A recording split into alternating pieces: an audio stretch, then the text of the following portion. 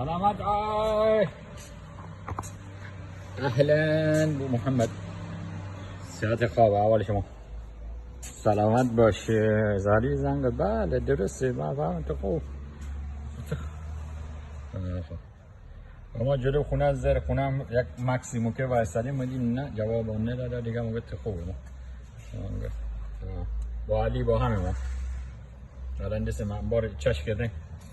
الان تو چند باریم انشالله بیا میره خانم انشالله اوکی انشالله اوکی سن اون پرچه که دوست